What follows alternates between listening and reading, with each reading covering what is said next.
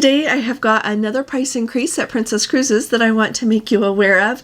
We need to talk over an airport that you need to avoid if at all possible. If not, at least you'll be armed with some information so that you can plan accordingly.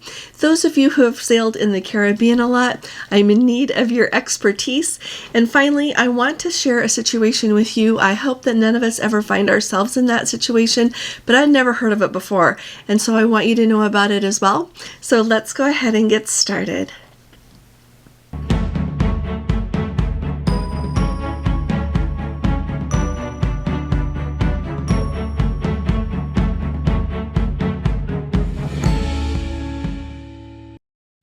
Hi there, this is Allison with Let's Go Travel Tips. Today is Thursday. It is August 28th of 2025. And if you haven't subscribed to our channel yet, today will you please be sure to click on that subscribe button.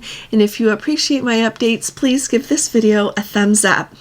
Let's start at the very top talking about the change that's going on at Princess Cruises.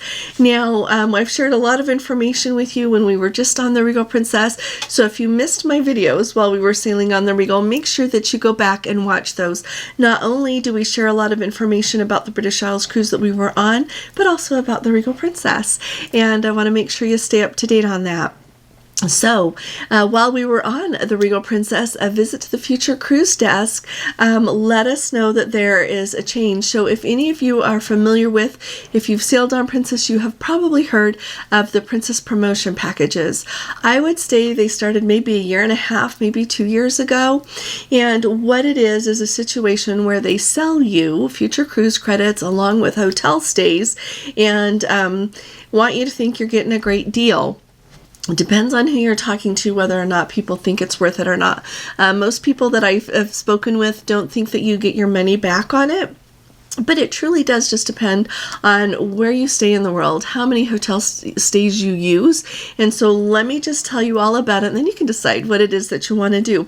One thing that I have noticed on the recent Princess Cruises that we have been on is when we get on board, there's always a notice on our desk telling us about it, and they sell it kind of as a special onboard promotion. But you can buy these when you're on board a ship. You can have your travel agent call and buy them for you. You can call Princess Direct yourself if you want to buy one. So it's really not just something that you can only do when you're on board the ship. I think that's a really important distinction. They've got packages at 4 different levels. So I'm going to start at the very top because that's the one that I've noticed the big price increase. So it used to be $14,999. Now it is $15,999. So it's up $1,000. And what you get with it is $12,000 worth, and I'm going to tell you how this works in just a minute, but you get $12,000 worth of future cruise credits. That's the same as you used to get when it was $1,000 less. You get $600 of onboard credit. You get 2 5-night premium land stay certificates.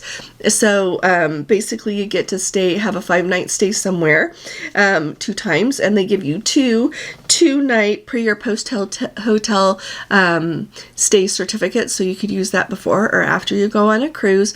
And then in addition to that, you get $4,000 of what they call hotel credits. So those hotel credits don't just pay for the hotel that you're going to stay at. They give you a discount at the hotel that you're going to stay at. Now, like I said, I've talked to a lot of people about these, and it really kind of depends on where you're going to be staying as to how much these are going to be worth to you.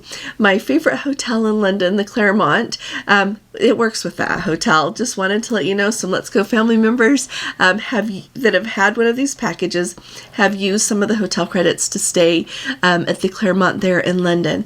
But the hard thing for me is you can't log in to look at what you get at the different hotels before you buy the package.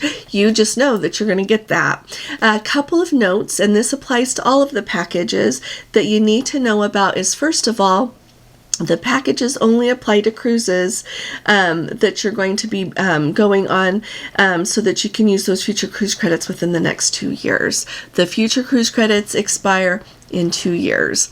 And so what happens if someone buys the package and then they're not able to go on a cruise to use those future cruise credits in the next 2 years? They just expire. You don't get your money back on those.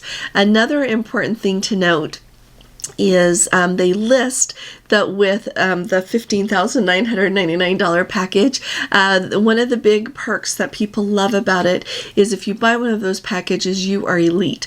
It's important to note that only the person whose name the package is in is elite. So say a husband and wife buys the package and they're going to go on a cruise. Whoever's name is not the one that the package was purchased in is not elite. But a really important thing to remember is the spouse or the, your friend, whoever it is that's sailing with you, whoever is the person that the package is not in their name, you get the perks because you're sailing with that person. So one of the things people love about being elite is that elite embarkation. A lot of ports offer that. You just go with the person who's elite and you get on the ship with them. Another thing people really like is that laundry. Just put your laundry in the bag and make sure that you put the name of the person who is elite on the bag that you're sending in. Okay, so that works really well. So don't worry, you can still use all of those perks, but one of the guests there is not going to be elite. The way the future cruise credits are also used is it can apply to the cost of the room that the person who bought the package is in. And so you've got two people sailing, the amount of that package can apply to that whole cabin. But say you're bringing another cabin of people with you, friends, family, whatever, even if you are sailing on the same cruise, you're just in a different cabin. Nope, those future cruise credits do not apply to that other cabin. So let me know what other questions you have about that in the comments. The other three packages that Princess offers with this, they've got one that costs $3,999 and you get $3,000 of future cruise credit, $100 of onboard credit, and by the way, when you apply that, it just shows up on your booking. Okay, you also get one 5-night premium land stay and $600 in hotel credits. They've got another package that costs $5,999. You get $4,500 in future cruise credits, $200 of onboard credits, and one 5-night premium land stay and one 2-night post or pre or post hotel stay, as well as $1,200 in hotel stay credits. And then the final one is $7,999. For that one, you get $6,000 in future cruise credits, $300 of onboard credit. You get one of the 5-night premium land stay certificates, two of the 2-night pre or post cruise stays certificates, as well as $2,000 in hotel stays. I would love it if those of you who have gotten one of the packages would please comment. Say what worked good for you. Say what didn't work good for you. Would you do it again? Definitely let me know what you think about it, because this helps all of us as we move forward, try to be informed and make a really good decision for what we think will work best for us. Okay, I'm not telling you to buy one. I'm not telling you not to buy one. I'm trying to let you have the information that you need so that you can decide what will work best for you. Alrighty. Next up, I want to let you know that today, Thursday, August 28th, the Newark Airport had another ground stop, which means no flights are taking off and no flights are landing, and it lasted for 2 hours. This time they say it was because some of their they had an equipment malfunction and it interfered with radio frequencies. This seems to keep happening a lot with the Newark Airport. They have been in the news countless times in recent histories for having to have ground stops and a lot of troubles there. So if you're going to go on a cruise and you definitely need to fly through or out of Newark there, make sure that you allow extra time in case they have a ground stop, your flight's canceled with that ground stop, and then you've got to redirect, get another flight and everything to go with that. Make sure that you allow extra time, okay? I think that's really important. Okay, so those of you who have sailed in the Caribbean a lot, will you please pop in the comments and tell me what is the best way to get from St. Thomas over to St. John? Especially if you've got a nice day, long time in port there in St. Thomas, and you would like to spend time on St. John. I know that they have excursions, but a lot of times the excursions is just for a small part of the day. So if someone would like to go to St. John, enjoy the day there, what is the best way to do that other than taking an excursion? I really appreciate your help with that. If you could give us your best input on that, we'd really appreciate it. And if anybody who knows that, don't just look at the comments and say, oh, somebody else already answered it. Put in your answer, because sometimes those of, people will share different information, or they'll have a different way of doing things that will work even better for the people who are needing to know. So thanks so very much with your help with that. Now, what do I want you to know about that I hope that none of us ever find ourselves in that situation, but we just might? And truly, it's kind of informing how I want to do some things moving forward. So my husband, Gordon, works with a really nice guy, went to Argentina recently, hopped on the bus. They were using buses as their form of transportation, got on the bus, had his phone in his front pocket.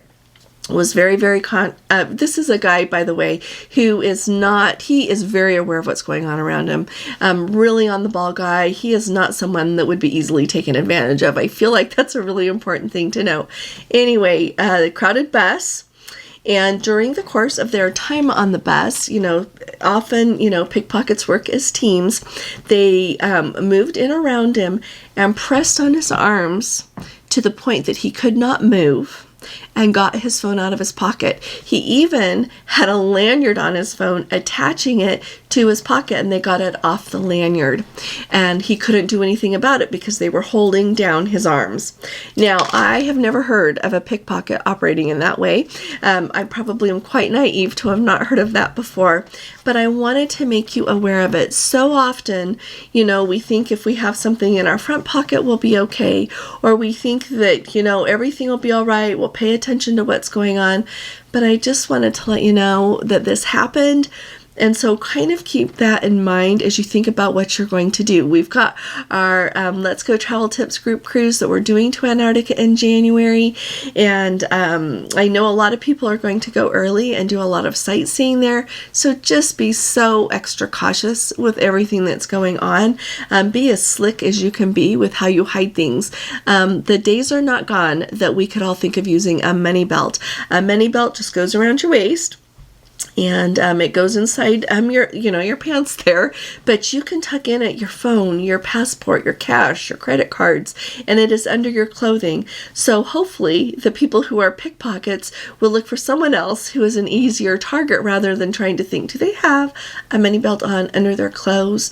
Much harder to get to. Another thing I've noticed that people like to do is put a lanyard on underneath their shirt with a little pouch that can hold, their passport or their phone or something like that. Throwing that idea out there for you as well. And if you have other ideas, please put them in the comments so that we can all really think hard about what it is that we're doing and the best way to be safe and keep our valuables safe. It's really hard. It's one thing to lose something that is easily replaced. It's another thing to lose something like your passport. Your phone is much harder to replace in a foreign country. Is it replaceable there? If anybody wants to talk about that in the comments, let us know. But know that it is such a pleasure to get to talk with you each day. I look forward to reading your comments, and I'll be talking to you all again really soon. You all take really good care. God bless you. Love you. Bye-bye.